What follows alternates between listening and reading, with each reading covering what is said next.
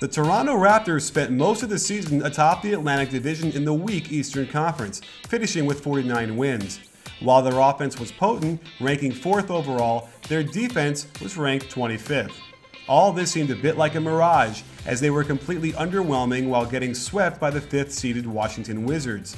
In the playoffs, their defense plummeted even further, but it was their offense that abandoned them, dropping from an offensive rating of 111 to 95.4. The search for the culprits doesn't take very long.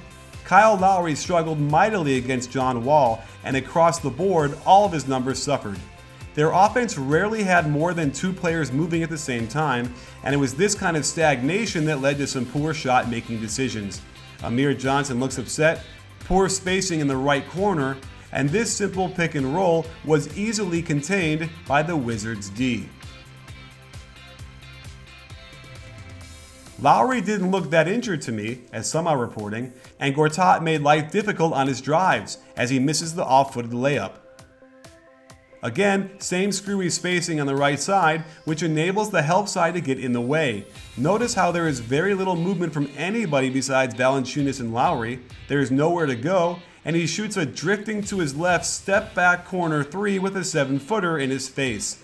Execution wasn't great either, as Valanciunas sprints to set a ball screen, but Lowry passes the ball to a cutter before he even gets there. This pin down on the left side is way out of position. Hansbrough rolls, but it's right in the way of this DeRozan ISO in the post, as is Valanciunas, who's peeking from underneath the basket, allowing Nene to guard 2 people at once. With the shot clock winding down, Lowry has no choice but to burp this shot up. And Lowry didn't make it easier on himself trying to shoot this 1-footed drifting runner after a very stagnant pick and roll. I went through the lineups Casey used to figure out which one was giving him the most trouble, and that's when I got really confused. I would imagine that in the playoffs, teams play the lineups they use most during the regular season, since it's during those games that an identity and rhythm are formed. These are the top 10 most played lineups from the regular season for the Raptors. Looking at the lineups coach Dwane Casey used in the playoffs, only 5 of them were even used. The second most played lineup during the regular season, one that had a very healthy 17.7 net rating, never played 1 minute during the playoffs. This was head-scratching at best, coaching criminality at its worst, since it's asking an awful lot from your players to perform in the crucible of the playoffs, having never played much as a unit before. Which lineups did Casey play in the playoffs? When you compare the rotations to how often these 5-man units played together in the regular season, it's enough to make you think he used a dartboard to decide his rotations. Exactly 1 lineup had a positive net rating, and he only went to it in 2 games for a total of 22 minutes. The main issue is with Tyler Hansbrough's and James Johnson's playing time. While Hansbrough's minutes per game only went down by 2, Casey failed to use him in the lineups that gave the Wizards the most trouble.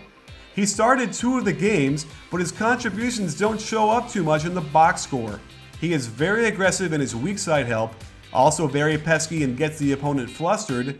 While he's not a smooth offensive player at all, he stays within himself and is effective without doing too much, and has active hands and feet to disrupt passes as well as give multiple efforts in the same defensive possession. It's no secret that the Raptors, post-All-Star break, struggled mightily, posting a losing record and seeing both their offense and defense slip. Comparing Hansbrough's defensive rating from the first half of the year to the second, we see it takes a dramatic turn for the worse. However, for the most part, the lineups he played in were very good defensively, except for 1. And the notable difference here is the absence of James Johnson. After the All-Star break, Johnson's minutes went down a bit, and it was the overall defense of the Raptors that suffered because of it. Just look at his on-off numbers, and you'll see a dramatic difference in their effectiveness on defense. In the playoffs, James Johnson got 2 DNP coaches' decisions and only averaged 6 minutes in the other 2, after averaging 20 minutes per game during the regular season. This brings us to the big adjustment that Randy Whitman made, to play Paul Pierce at power forward. This created space for the Wizards' offense, but also forced mismatches with Patrick Patterson, Amir Johnson, and yes, Tyler Hansbrough having to guard him.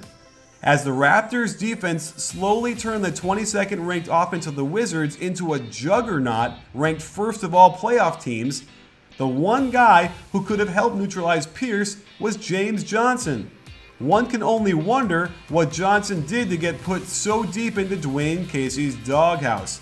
Whatever it was, it's quite possible it ends up costing Casey his job, since getting swept as the higher seed could be seen as nothing other than a failure. I don't think the Raptors were fooling anyone into thinking they were world beaters.